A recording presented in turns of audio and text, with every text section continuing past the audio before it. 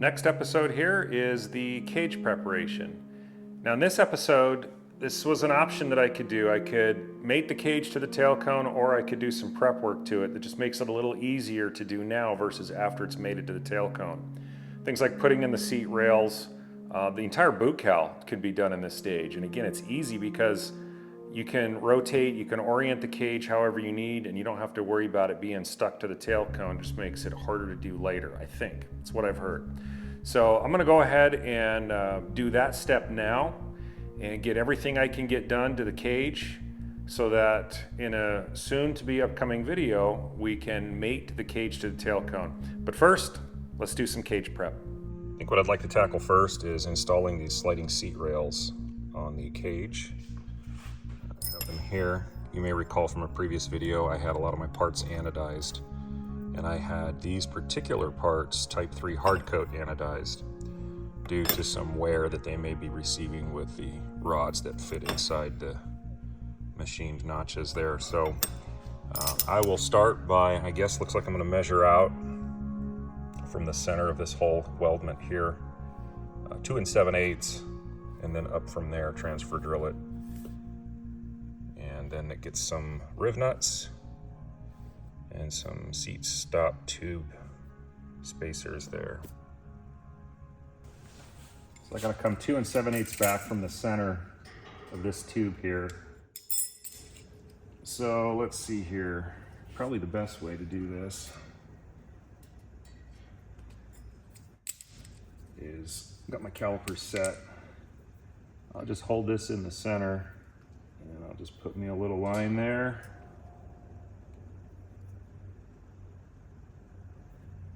And I'll get my machinist square and strike some lines all the way across those.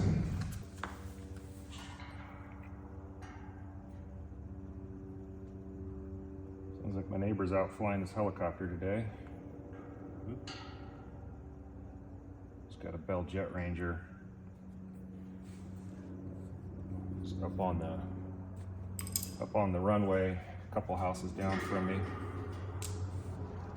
All right, so then I'll mark a center. Yeah, these are 3/4, so I'll come in 3/8. Score a little line. There we go.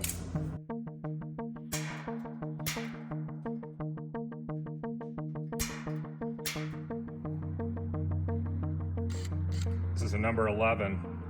I'll hit this with a number 11 first, and then Cleco the rail to it, match drill up here, and then these get opened up to, I believe it was a 1/4 inch for the riv nut.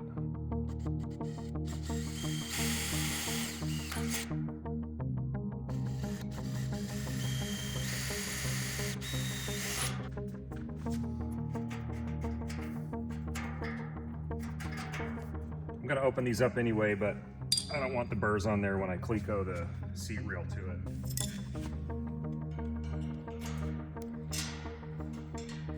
I wonder why RANS didn't put these holes in already. Okay, looks good. These are centered on the steel tube. Go ahead and transfer.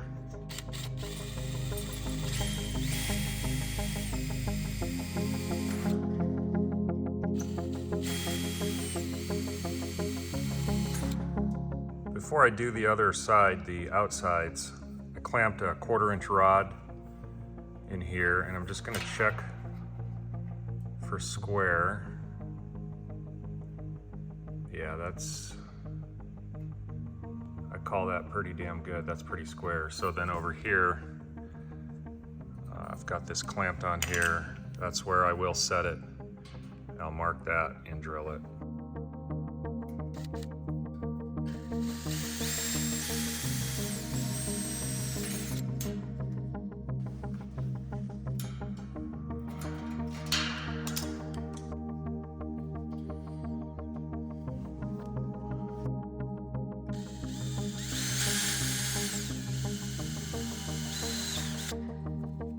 I have my 2 holes on that one, 2 there, 2 there, and my 2 there. So next I'll open these up to 1/4 and get ready for the riv nuts.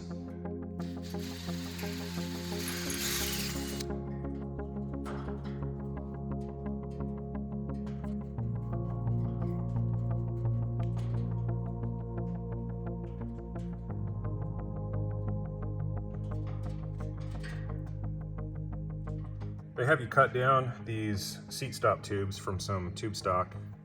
I just used my lathe. These are 1/2 inch in length. They tell you to attach the rails with some AN311s through the seat stop tubes, and then into the riv nuts. And they do tell you to use Loctite, because there's no real way to keep that from coming loose. The thing about riv nuts is they're already kind of a pain in the ass sometimes when you try to take a screw out. By Loctiting them, you make it a million times harder.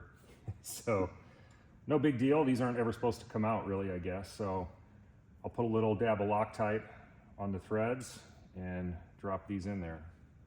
The thing about Loctite is a little dab will do you. You do not need much. I've seen people just really lay on the Loctite. And yeah, it works, but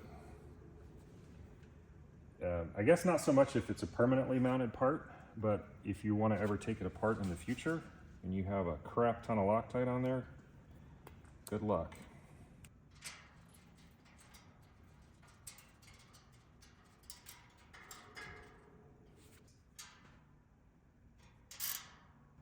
You don't want to over tighten these bolts going into these riv nuts. You'll spin that thing in there. So we need just enough to hold it in place, and then just a little snug.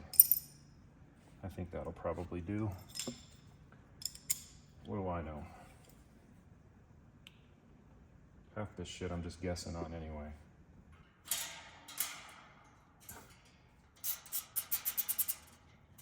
Got these all in place and everything lines up really nicely.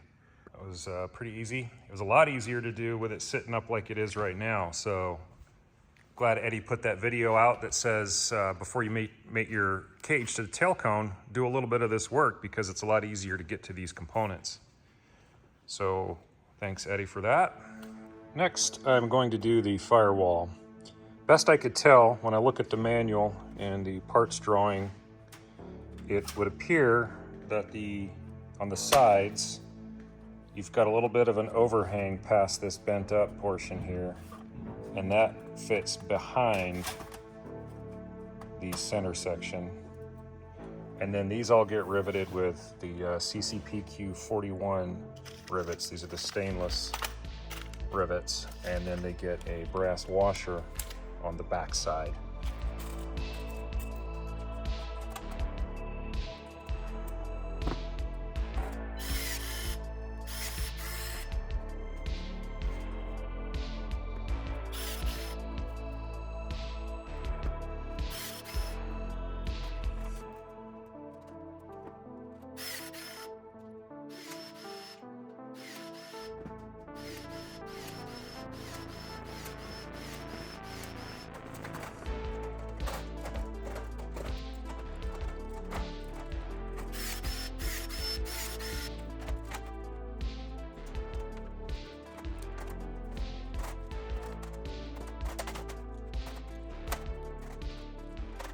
I'm going to tackle now is the floorboard installation.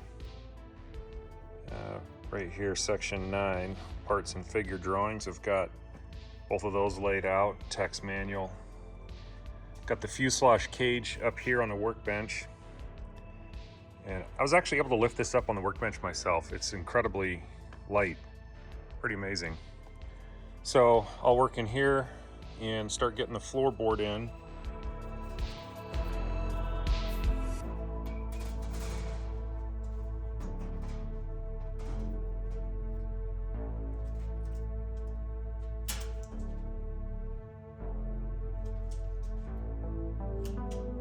Got my floorboard fit in here, got it centered.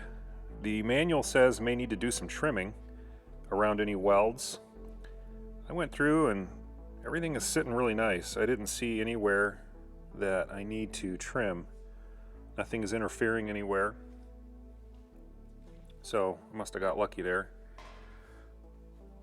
So good fit there. I'll move on with match drilling from underneath up through the skin as per the figure here from the tabs. And then I'll make sure I cleco as I go through.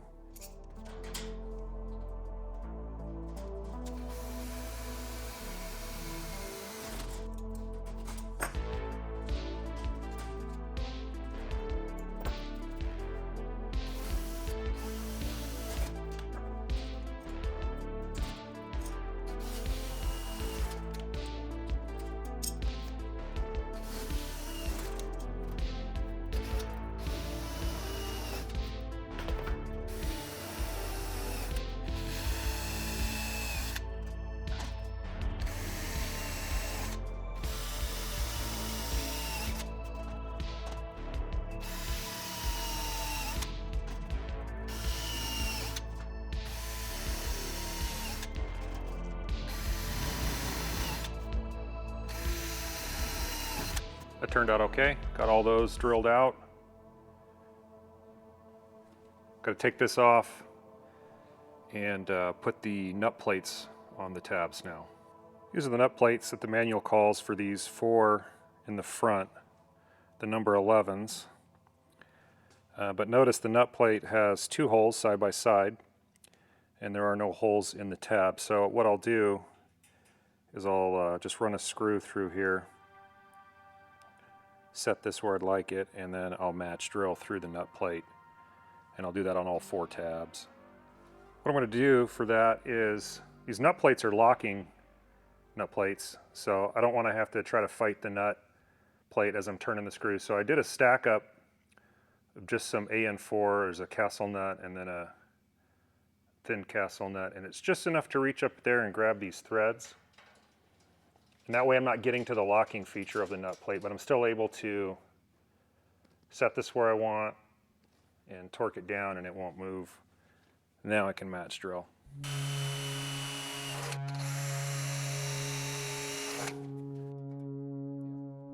I've got all the tabs drilled for the nut plates. I'm going to go ahead and rivet.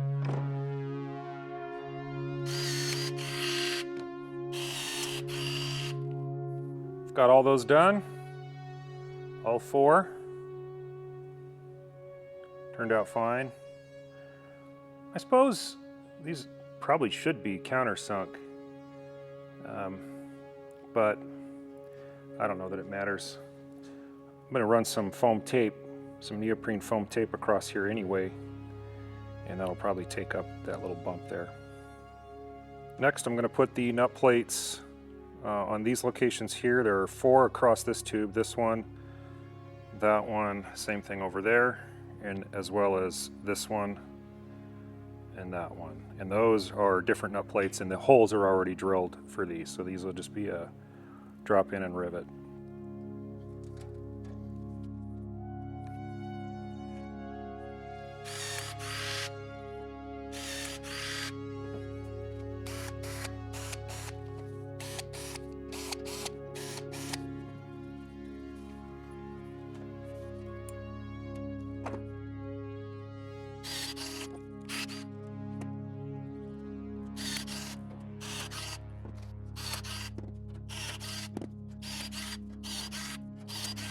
Manual says to apply some black foam tape to the tubes and tabs, and for that I'll use, for the tubes I'll use this neoprene. It's a 1/4 inch wide. I get this from McMaster Car. This is what I use on my patroller door kits. I make patrol door kits for Cessna 150s, and I use this for gasket material, and it's awesome stuff.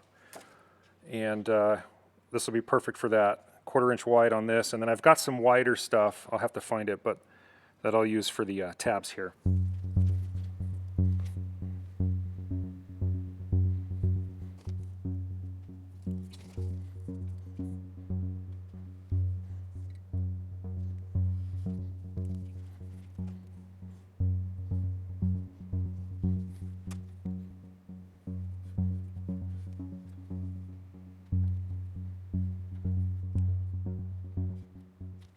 Got the foam tape installed. Everywhere the floorboard will contact a tube or a tab, I've placed all the tape, and that will help eliminate any noise or rattling in the floorboard, as well as take up any space and any inconsistencies between the tubes and the tabs, with them not being in a perfect plane. So I'm going to stick that floorboard on there and see how that did. Wow, yeah, that's a great idea. Looks like I don't need the tape that ran between or across the little tabs here for the rudder pedal, so I'm going to cut those and peel those out on the ends here. But everywhere else looks pretty good. I like that. Well, I'm here in the edit, and I realized that I must have deleted a clip. There's a clip where I'm explaining how I wanted to add a little bit of extra support for the forward floorboard where your feet rest. There was no stiffeners or anything in there, and there's kind of a big trapezoid open area that's unsupported that I felt would benefit from putting some stiffeners in there. So I know I had a clip explaining that that's what I wanted to do, but then the very next clip in the edit shows me already working on it. So that's the clip you're going to see next. Got the floorboard flipped upside down. This is the support stringer I want to put on. I'm going to set it back about 1/4 inch from the rearward edge. And I've got this centered between where the tabs would go. They'll fit in right there and there. And I think for this, I'll just use some 3/32 rivets. It doesn't need to be anything substantial. Look at my rivet spacer out, figure out a nice spacing. I'll drill the support tube or support angle, and then I'll match drill through that into the floorboard and rivet that together. And I think that'll be a nice solution there. Got my rivet spacer on here. This is my smaller spacer. This has 10 rivet positions, and it actually worked out pretty good. So I drilled a hole on each end, clecoed that. This will give me equal spacing across there. I'll go ahead and match drill through here. Then I'll set that over here, match drill through this.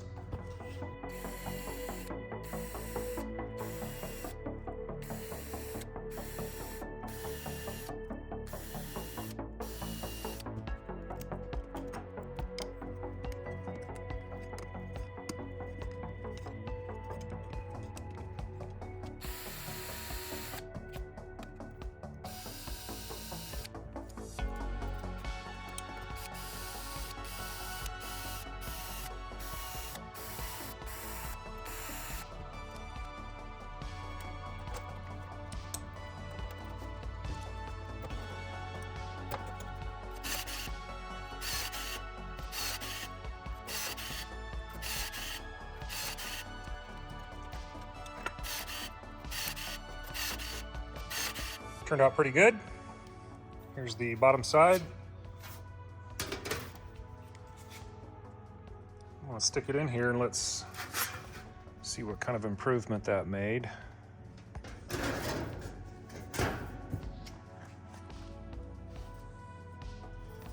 Basically sits there. Oh yeah, big difference. That really keeps that from being floppy. I know all you weight chasers out there or whatever, guys that are so concerned about weight are probably cringing. Just added another 3/4 of an ounce. But hey, if it's an improvement that makes it worth a little bit of weight, I'm gonna do it. You know, my airplane may end up being 20 pounds heavier from these things that I'm doing. I probably won't be that, but in any case, it'll be a little heavier, but I don't mind. I've got one of the smaller pieces here that I'm gonna run. I'm gonna tee off of this and go straight up down the middle. And that's going to offer some support in this area here. So I'll have the back there and here, and that should keep that a little more supported. More or less just for when you're getting in and you're putting your feet in. I know on my Cessna, the way and again, I'm drawing comparisons between my Cessna and this, and obviously I probably shouldn't do that, but what I'm getting in, and I know certain ways I'm kind of getting in the airplane. I'm putting a lot of weight with my feet on the floorboard before I settle in, and maybe that won't be an issue here, but I'll just add a little support there, and then I know that I've got a little more rigidity. So for that, I will do the same thing, and I'll just do the little 3/32 rivets across that. Got that in place, all done. Definitely helps. Good. Manual calls for opening these lugs up to, or these tabs, lift strut tabs up to 7/16 to fit the AN7 bolt. And what I found worked perfect was one of my 11mm reamers. It's slightly under 7/16. It's about 433 thousandths, whereas 7/16 is 4375, I think. So it's about 4 thousandths under, but turns out that it's like a perfect fit, slip fit. So that worked great. It'd been nice if it was a little longer. It was quite tricky. I am able to get it in here, but if it was a little longer, I could have had it back here where the tube tapers up a little bit more. I might have had a little more clearance, but anyways, it worked. So 11mm ream works. Temporarily fitting the firewall to the cage. These holes here for the 5/16 bolts were already in the firewall on the top. However, on the bottom, these were just some, looks like some number 11 pilot holes that I'll have to open up to 5/16 for these 4 across the bottom.